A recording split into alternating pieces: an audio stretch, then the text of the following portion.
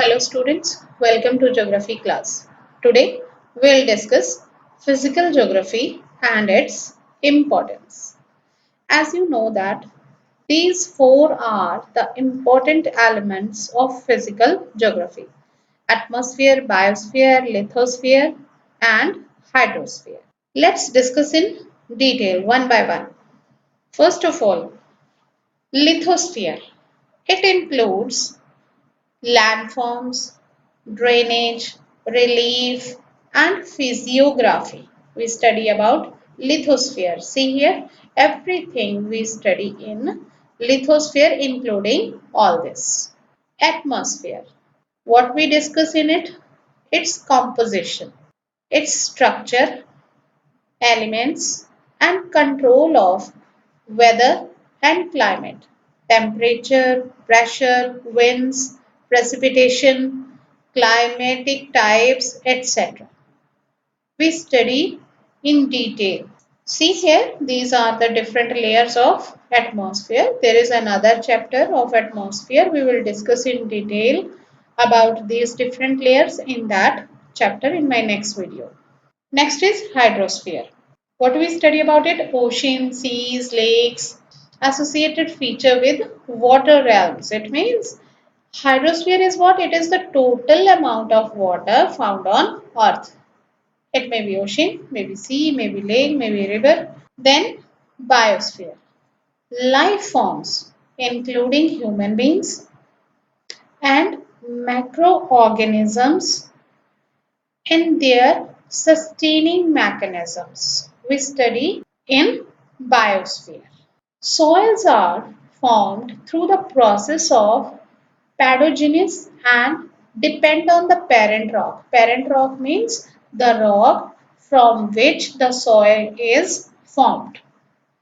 Climate, biological activities and time. These are the soil forming factors. You will read in detail these factors in your next chapters. Time provides maturity to soil and helps in the development of soil profiles. Means there are different layers or different profiles of soils. Each element is important for human being. Landform provides base on which human activities are located. The plains are utilized for agriculture. Plateaus provide forest and minerals. Mountains are used as pastures, forests, tourist spots, and other sources of rivers, providing water to lowlands. Climate influences our house types because according to climate, we construct our houses. Clothing and food habits because climate influences our clothing also and food habits also.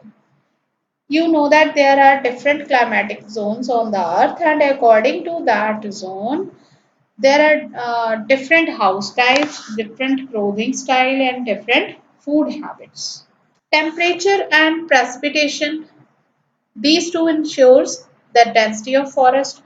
If there is more temperature and more precipitation, then there are more forest. For example, equatorial region near equator, temperature is high and precipitation is more. And quality of grassland. In India, monsoonal rainfall sets the agricultural rhythm in motion. We know that the Indian agriculture depends on monsoon.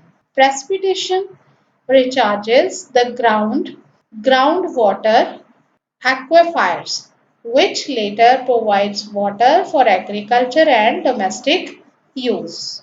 We study oceans, which are the storehouse of resources besides fish and other seafoods.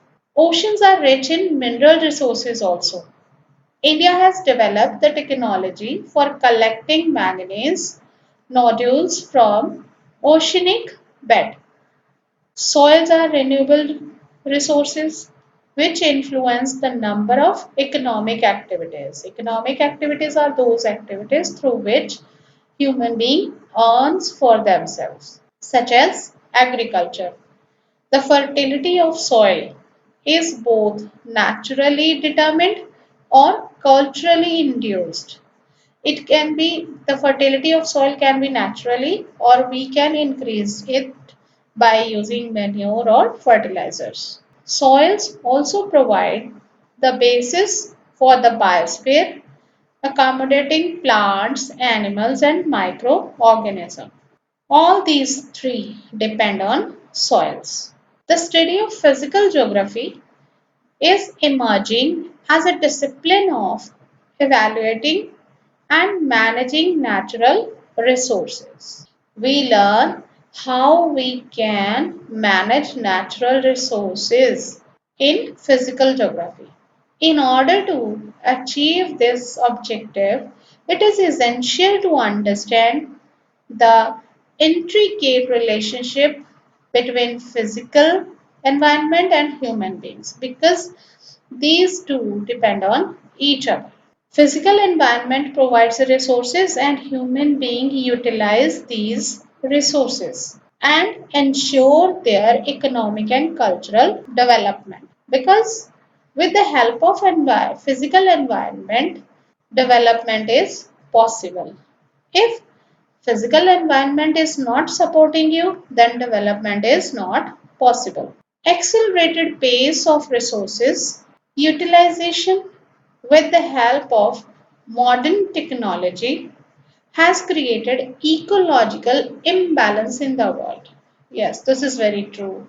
We know that human being has started exploiting the physical environment. They are continuously cutting the trees, increasing pollution, using more vehicles.